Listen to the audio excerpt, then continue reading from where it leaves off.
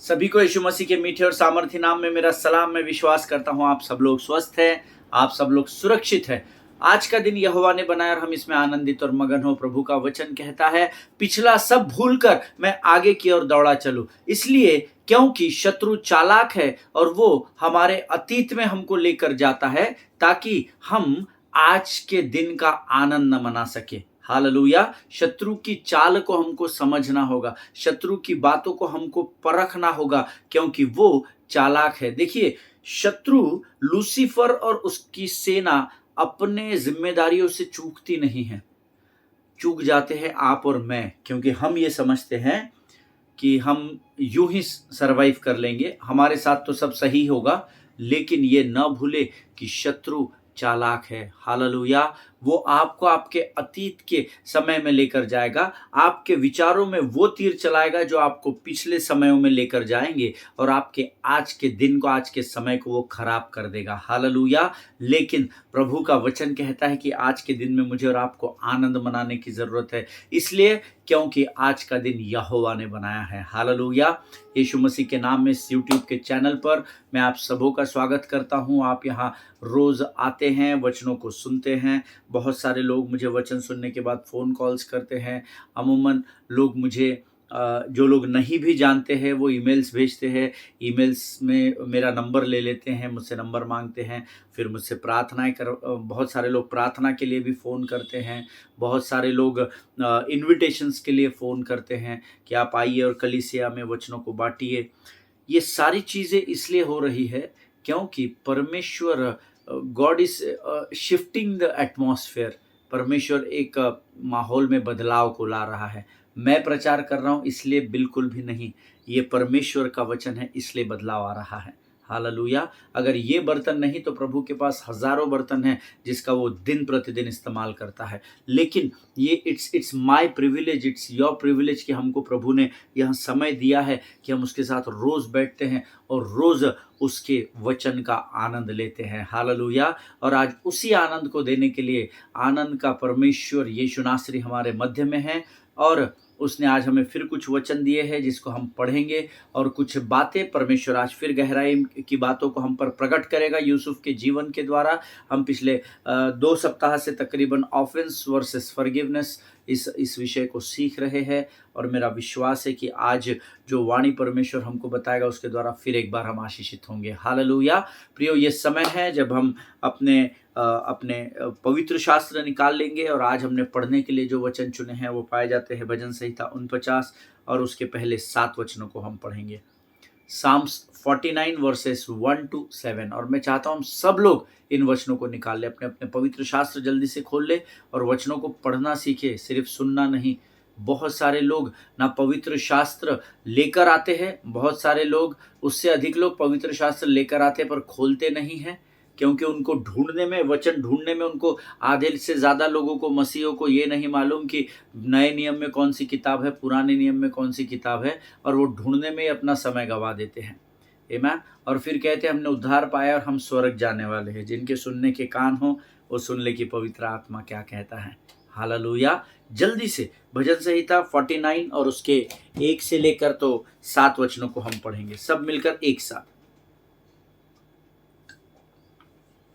हे देश देश के सब लोगों यहां सुनो, हे संसार के सब निवासियों कान लगाओ। क्या ऊंच क्या नीच, क्या धनी क्या दरिद्र, कान लगाओ। मेरे मुंह से बुद्धि की बातें निकलेगी और मेरे हृदय की बातें समझ की होंगी। मैं नीति वचन की ओर अपना कान लगाऊंगा, मैं वीणा बजाते हुए अपनी गुप्त बात प्रकाशित करूंगा। विपत्ति के दिनों में जब मैं अड़ंगा मारने वालों की बुराइयों से घिरूं, तब मैं क्यों डरूं। जो अपनी संपत्ति पर भरोसा रखते और अपने धन की बहुतायत पर फूलते हैं, उनमें से कोई अपने भाई को किसी भांति नहीं छुड़ा सकता और न परमेश्वर को उसके बदले प्रायश्चित्त में कुछ दे सकता है। हालेलुया। ये परमेश्वर के वचन है। जितनों ने मेरे साथ इन वचनों को पढ़ा है, परमेश्वर आपको बड़ी बरकत और बड़ी आशीष दे। हे देश देश के सब लोगों सुनो, सब लोगों को अंडरलाइन करो। हे संसार के सब निवासियों कान लगाओ, सब निवासियों को भी अंडरलाइन करो। हालेलुया। ये वचन जो प्रभु के वचन है, जो परमेश्वर की इच्छा उसने लिखित रूप में मुझ पर और आप पर प्रकट की है, ये सारे देश देश के लोगों और संसार के सारे निवासियों के लिए है। हालेलुया। लेकिन उन तक पहुंचाएगा कौन? आपकी जिम्मेदारी है, मेरी जिम्मेदारी है। मैं इस स्थान पर बैठकर अपने काम को बखूबी कर रहा हूं, लेकिन क्या आप आपकी जिम्मेदारी को कर रहे हैं? क्या आपने उद्धार प्राप्त कर लिया, आपने बपतिस्मा प्राप्त कर लिया, आप प्रभु से आशीष भी प्राप्त कर रहे हैं, लेकिन कितने लोग आप में से हैं जो दूसरों के लिए आशीष और आदर का कारण बन रहे हैं? आमीन। वचनों को फैलाना है। वचन एक सुखदायक सुगंध के नाई होता है और इसको फैलाने की जिम्मेदारी आपको परमेश्वर ने दी है, मुझे परमेश्वर ने दी है। आमीन।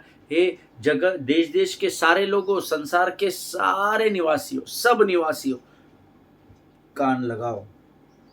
वो लोग वचनों के और कानों को तब लगाएंगे जब आप अपनी गवाहियों को उन तक लेकर जाएंगे। हालेलुया। क्या ऊंच, क्या नीच, क्या धनी, क्या दरिद्र, सब कान लगाओ। सिर्फ धनवानों को या सिर्फ कंगालों को ही नहीं सुनाना है, इस पृथ्वी पर के हर बच्चे, बूढ़े, जवान, स्त्री और पुरुष जिनके अंदर प्राण हैं, उन सबों को परमेश्वर ने वचन सुनाने की आज्ञा दी है। हालेलुया। मेरे मुंह से तो बुद्धि की बातें निकलेगी और मेरे हृदय की बातें समझ की होगी। हालेलुया। परमेश्वर जब भी अपने मुख को खोलता है, वो बुद्धि की बात करता है। उसने कहा और हो गया, ऐसा वचन में लिखा है। हालेलुया। आमीन। मेरे मुंह से बुद्धि की बातें निकलेगी और मेरे हृदय की बातें समझ की होगी। मैं नीति वचन की ओर अपना कान लगाऊंगा। मैं वीणा बजाते हुए अपनी गुप्त बात प्रकाशित करूंगा। हालेलुया। अब इसका पहला भाग जो है, मैं नीति वचन की ओर अपना कान लगाऊंगा। हम जानते हैं भजन संहिता के बाद राजा सुलेमान के लिखे गए नीति वचन की किताब है और नीति वचन बुद्धि की किताब है। और परमेश्वर आज हम सबों को फिर एक बार रिमाइंडर दे रहा है। क्या रिमाइंडर है पास्टर साहब? रिमाइंडर ये है कि आपको और मुझे नीति वचनों की ओर अपने कानों को लगाना है। कान को कब लगाएंगे? जब वचन पढ़ेंगे। हालेलुया। नीति वचन की किताब और भजन हमको रोज पढ़ना है, रोज पढ़ना है। आमीन। कितने लोग गंभीरता से इस विषय को लेते हैं मुझे नहीं पता, लेकिन मैं जहाँ कहीं भी जाता हूँ सेवकाई के लिए, मैं अक्सर उन लोगों को बताता हूँ कि रोज भजन और नीति वचन, इन दो किताबों को आप रोज पढ़िएगा। परमेश्वर आपको बुद्धि से लबालब कर देगा, बुद्धि से भर देगा, क्योंकि नीति वचन बुद्धि की किताब और भजन आराधना की पुस्तक कहलाती है। हालेलुया। और उसके दूसरे भाग में लिखा हुआ है, मैं वीणा बजाते हुए अपनी गुप्त बात प्रकाशित करूंगा। अर्थात जब प्रभु मैं तेरी आराधना में जाऊंगा तो मैं अपनी, परमेश्वर कहता है जब तू वीणा बजाते हुए, आराधना करते हुए मेरे सामने आएगा तो मैं अपनी गुप्त बातों को तुझ पर प्रकाशित करूंगा। हालेलुया। आमीन। विपत्ति के दिनों में जब मैं अड़ंगा मारने वालों को बुराइयों से घिरूं तो मैं क्यों डरूं?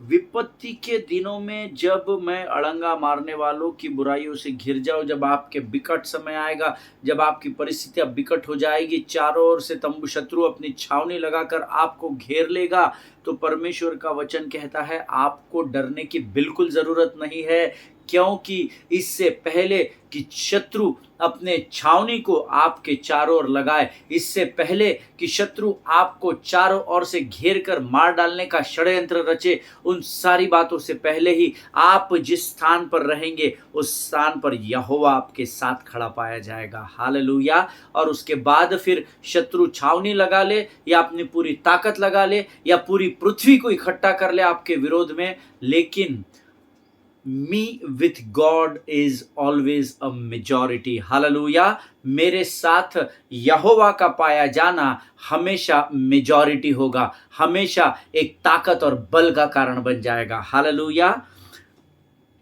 6 वचन कहता है, जो अपनी संपत्ति पर भरोसा रखते और अपने धन की बहुतायत पर फूलते हैं। हालेलुया। यहाँ पर बहुत सारे धर्मी आजकल पाए जाते हैं जिनको अपने धन का बड़ा भयंकर घमंड है ना। मुझे आपके बारे में नहीं पता, परंतु मैंने ऐसा बहुत स्थानों पर देखा है। बड़ी बड़ी जो सेवकाइयाँ है, बड़ी बड़ी जो मिनिस्ट्रीज है, मैं किसी पर दोष नहीं लगा रहा, मैं अपने अनुभव को आपको बता रहा हूँ।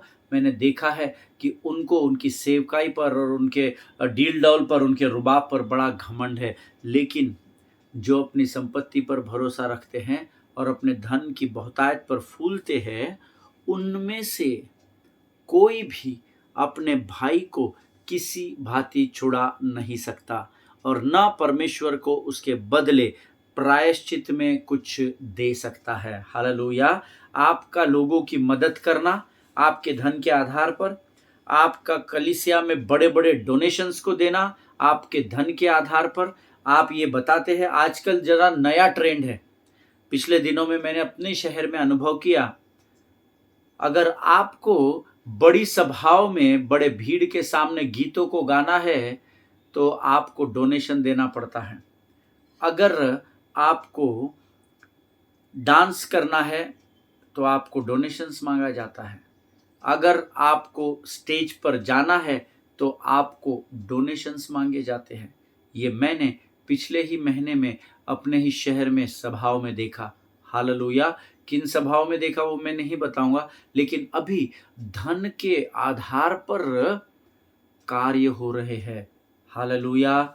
जिनके सुनने के कान हो वो सुन ले। चाहे आप में कैलिबर हो या न हो, चाहे आप में वो गुण हो या न हो, चाहे आपके अंदर वो बुलाहट हो या न हो, लेकिन अगर आपके पास धन है तो आप सब कुछ कर सकते हैं। हालेलुया। जब मुझे इस बात का पता चला, देखिए मैंने धन लेते हुए और देते हुए अपनी आंखों से नहीं देखा, परंतु मुझे मेरे अपने लोगों ने बताया कि दादा ऐसा ऐसा हमने सुना है और ऐसा ऐसा हो रहा है। एंड मैं सरप्राइज हो गया, मुझे बहुत दुख हुआ है ना, कि परमेश्वर की बुलाहट के बगैर भी सिर्फ धन के आधार पर या धन को इकट्ठा करने के लिए आज देखिए संसार कहाँ से कहाँ जा रहा है।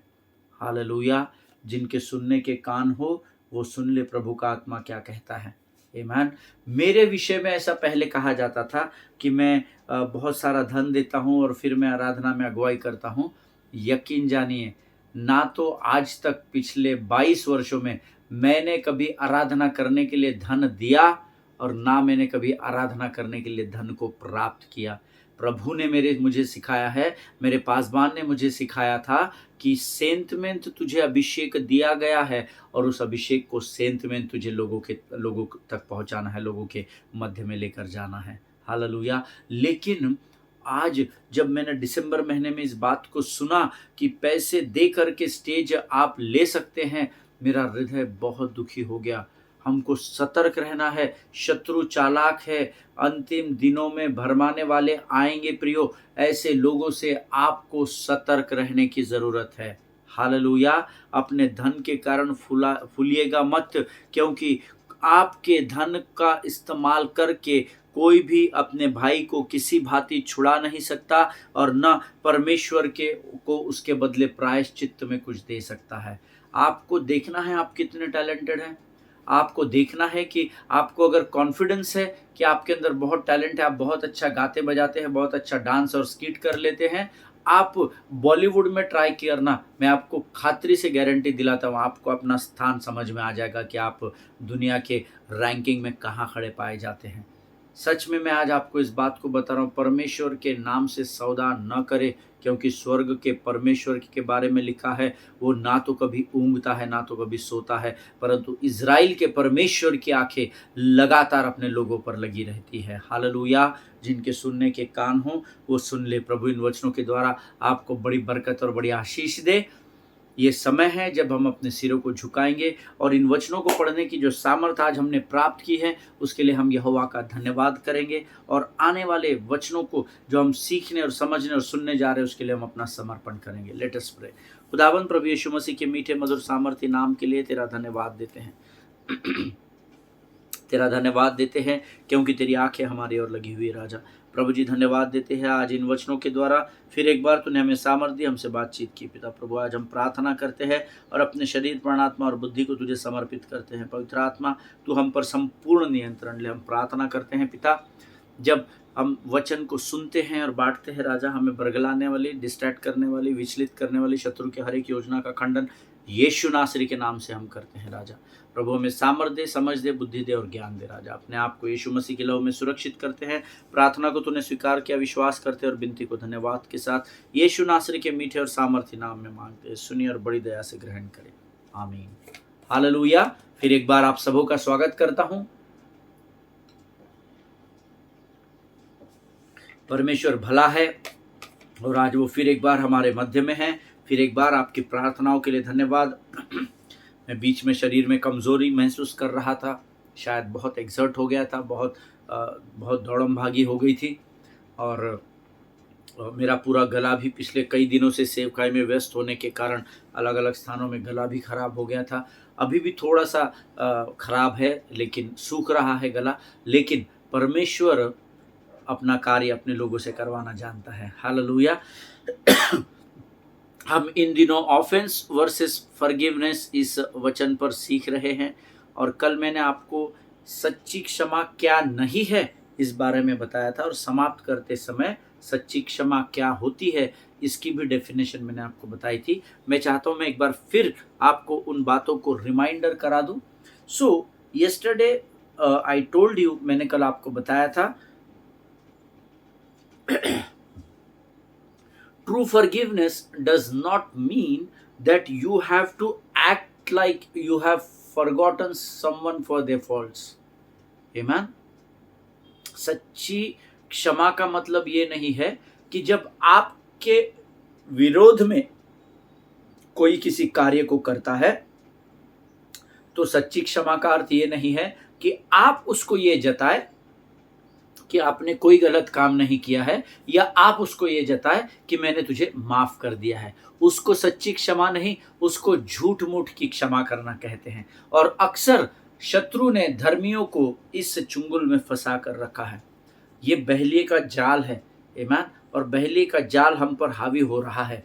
क्यों? क्योंकि हम ये समझते हैं कि किसी ने मुझे आहत कर दिया, किसी ने मुझे दुख पहुंचा दिया, तो मैं उसके सामने ऐसा प्रिटेंड करूंगा, ऐसा व्यवहार करूंगा कि मुझे तेरे गलत कार्य मेरे साथ जो तूने किया उससे कोई फर्क नहीं पड़ा, मैंने तुझे क्षमा कर दिया है। देखिए, क्षमा करना और क्षमा कर दिया ये जताना, ये दोनों अलग अलग बातें हैं। Hallelujah. True forgiveness does not mean that you have to act like you have forgotten what someone did to you. Hallelujah. किसी ने आपके साथ जो बुरी बात कर दी, उसको ये जताना कि आपने उसको क्षमा कर दिया है, उसको सच्ची क्षमा नहीं कहते हैं प्रभु के लोगों। हालेलुया। हृदय से क्षमा करने का अर्थ ये नहीं कि जो गलत बातें, जो गलत काम लोगों ने आपके खिलाफ किए हैं, आपके विरोध में किए हैं, आप उन बातों को इग्नोर कर दे, आप उन बातों को अनदेखा अनसुना कर दे और आगे वाला उसके लिए अकाउंटेबल ना हो और बार बार वो वही गलती करता रहे। That is not true forgiveness. Hallelujah. You have to speak to the person. आपको उस व्यक्ति को उसकी गलती को कई बार एहसास दिलाना होता है और फिर उसको क्षमा करना ही होता है, क्योंकि ये यीशु मसीह का स्वभाव है। हालेलुया।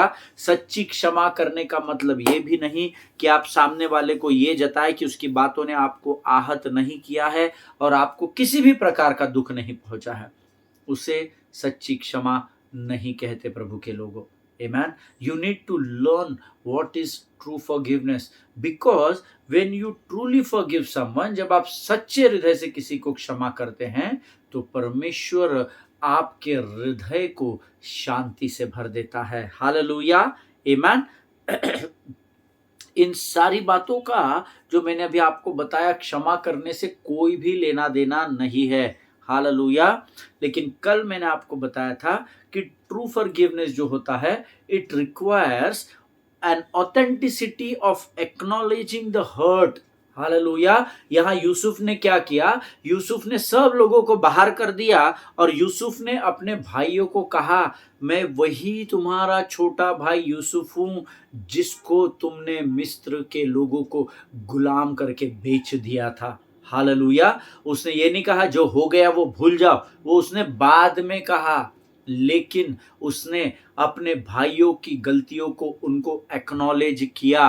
वो इसलिए नहीं कि वो उनको नीचा दिखा सके, परंतु इसलिए ताकि उसके भाई दोबारा अपने जीवन में वो गलती, वो गलत कार्य किसी और के साथ ना कर सके। हालेलुया। जिनके सुनने के कान हो वो सुन ले कि परमेश्वर का आत्मा क्या कहना चाहता है। हालेलुया।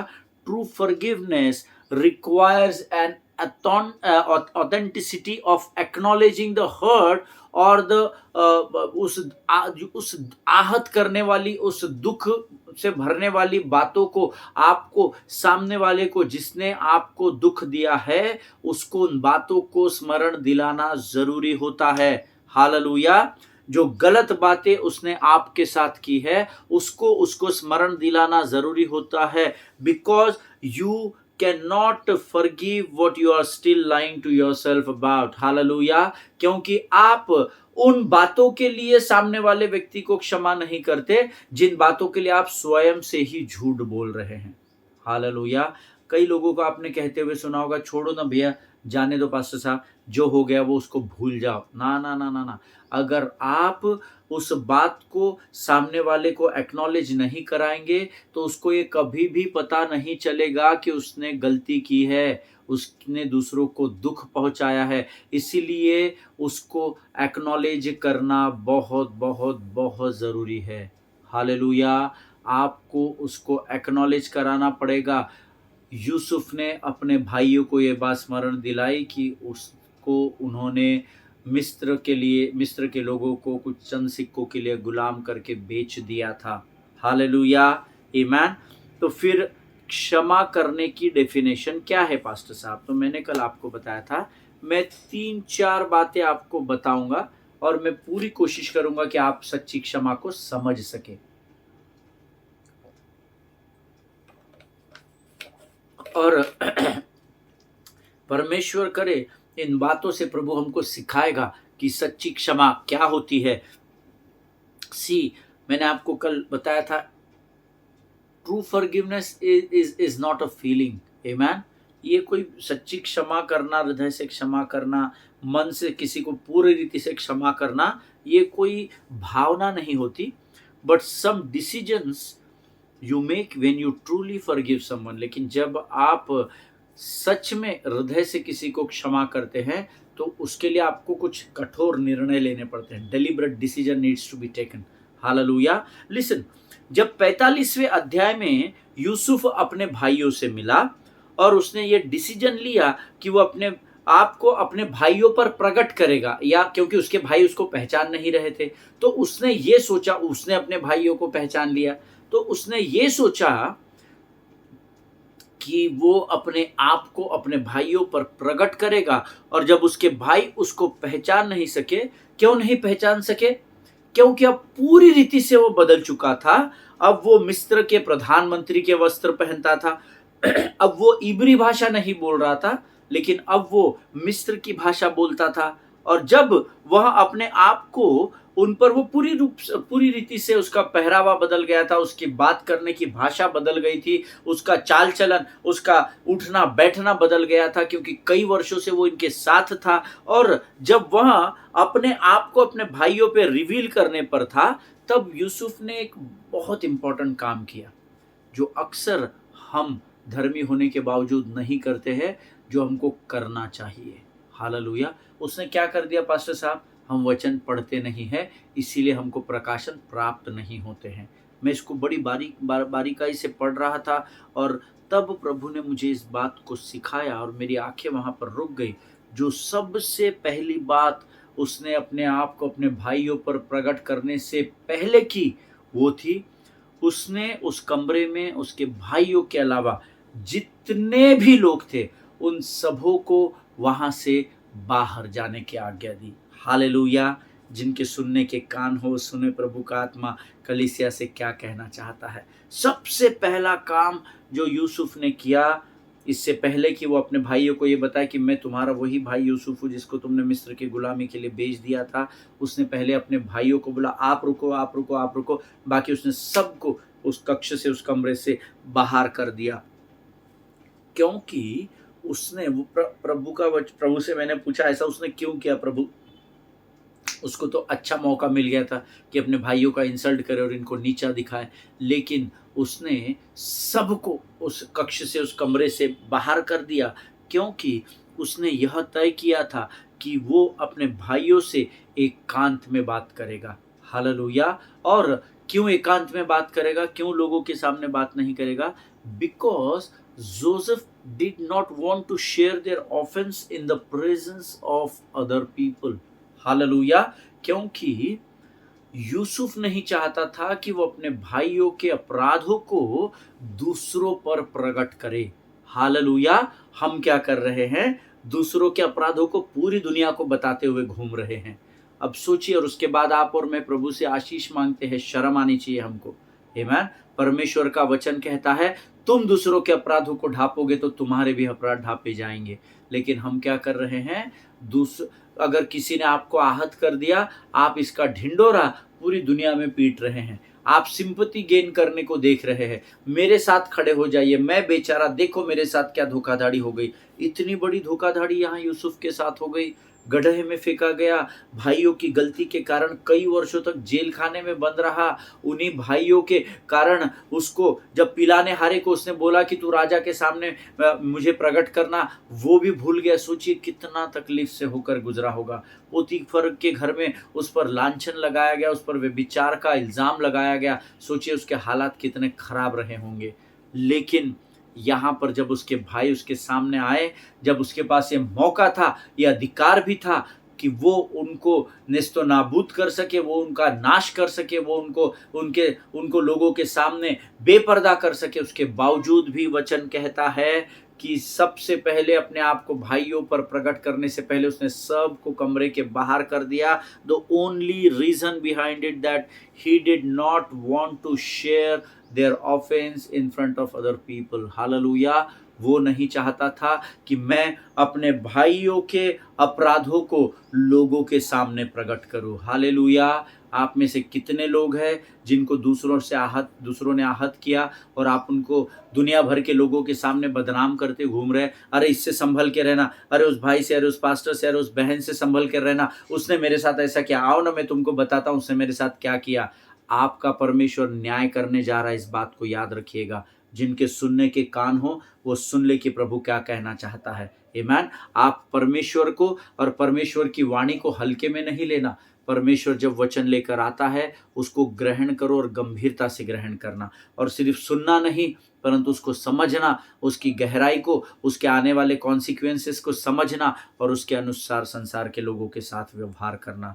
हालेलुया। वो नहीं चाहता था कि लोग उसके भाइयों को बदनाम करे। वो नहीं चाहता था कि लोग उसके भाइयों को इन बातों को सुनकर मार डाले या उनके विरोध में कार्य करे। और this is the first sign of true forgiveness. Hallelujah. और यही सच्ची क्षमा का पहला भाग है।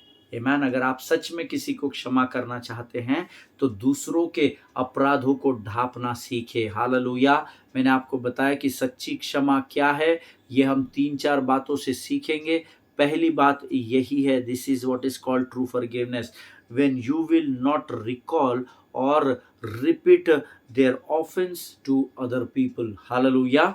जब कोई आपको आहत करता है, दुख देता है, तो सच्ची क्षमा की पहली सीढ़ी होती है कि आप उस व्यक्ति ने जो आपको जिस कारण से दुख पहुंचाया, जिस कारण से आप कमजोर हो गए, आप आहत हो गए, उन बातों को ना तो स्वयं स्मरण करिएगा और ना ही गलती से भी दूसरे लोगों को जाकर उन बातों के विषय में बताइएगा।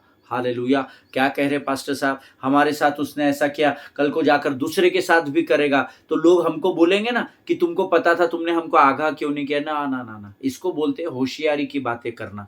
आप पवित्र शास्त्र को ट्विस्ट करना बंद करें। आप नहीं करते होंगे, मैं विश्वास करता हूं।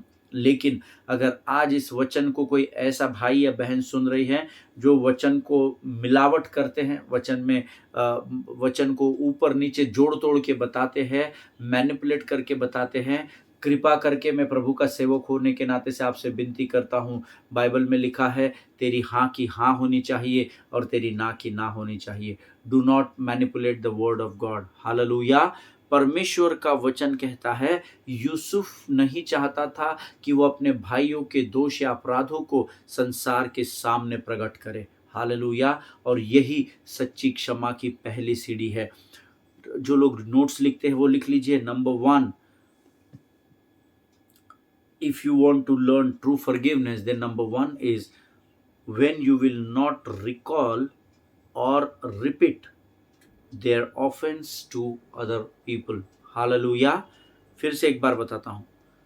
When you will not recall or repeat their offenses to other people, this is true forgiveness. Amen. ये सच्ची क्षमा की पहली सीढ़ी है कि आप आपके विरोध में किए गए गुनाहों के लिए, आपको जिसने दुख दिया उसके बारे में, उन गलतियों को दूसरों के सामने रिपीटेडली आप लोगों को बताना नहीं है। आमीन। यूसुफ ने सबको कमरे से बाहर कर दिया था। प्रभु के लोगों, आपको लोगों को जाकर इन बातों को बताने की जरूरत नहीं है, क्योंकि परमेश्वर सारी बातों को भली भांति जानने वाला परमेश्वर है। हालेलुया। आज हम यहाँ पर समाप्त करेंगे और मैं चाहता हूँ कि हम यहाँ से कल इस पॉइंट को के आधार पर हम क्षमा, सच्ची क्षमा क्या होती है, इस विषय में हम लोग सीखना आरंभ करेंगे। हालेलुया। मेरा विश्वास है आज के वचनों के द्वारा परमेश्वर ने आपसे बातचीत की है। ये समय है जब हम अपने सिरों को झुकाकर धन्यवाद के बलिदान यहोवा को चढ़ाएंगे। आइए हम पिता से प्रार्थना करें। खुदावंद प्रभु यीशु मसीह के मीठे सामर्थ्य नाम के लिए धन्यवाद देते हैं हमारे पिता। हम धन्यवाद देते हैं, तूने हमें अपने बच्चे बनाया, अपनी संतान कहा और हमें तुझे अब्बा और पिता कहकर पुकारने का अधिकार दिया। प्रभु जी, इस समय हम तुझे धन्यवाद देते हैं कि इन वचनों के द्वारा आज फिर कुछ बातों को तूने हमें स्मरण कराया। परमेश्वर पिता, प्रभु हमारे हृदय को पिता तू अपने हृदय के समान कर परमेश्वर पिता, ताकि हम प्रभु लोगों की बातों को अपने हृदय में रखना सीखे, उनको सच्ची क्षमा करना सीखे राजा, और हम उनको बदनाम करने वाले नहीं, परंतु हम सच्चे मन और हृदय से उनको क्षमा करने वाली जाति का भाग बन सके। ऐसी सामर्थ्य भर कर तैयार कर। जितनों ने सुना उनमें से प्रत्येक को आशीष दे। इस समय हम अपने आप को यीशु मसीह के लहू में सुरक्षित करते हैं और इस विनती को धन्यवाद के साथ हमारे उद्धारकर्ता और परमेश्वर यीशु नासरी के मीठे और सामर्थ्य नाम में मांगते हैं पिता। सुनिए और बड़ी दया से ग्रहण करें। आमीन, आमीन। हालेलुया। परमेश्वर आप सबों को बड़ी बरकत और बड़ी आशीष दे। इजराइल के लिए प्रार्थना करें, भारत देश के लिए प्रार्थना करें, अपने पासवानों के लिए, उनके परिवारों के लिए जरूर प्रार्थना करें। एक दूसरे को प्रार्थना में उठाकर रखें और कम से कम एक व्यक्ति को आप सुसमाचार सुनाइए, अपने जीवन की गवाहियों को बांटिए। हालेलुया। सभी को जय मसीह की। हम कल एक बार फिर मुलाकात करेंगे। परमेश्वर आप सबों को बड़ी बरकत और बड़ी आशीष दे। God bless you all.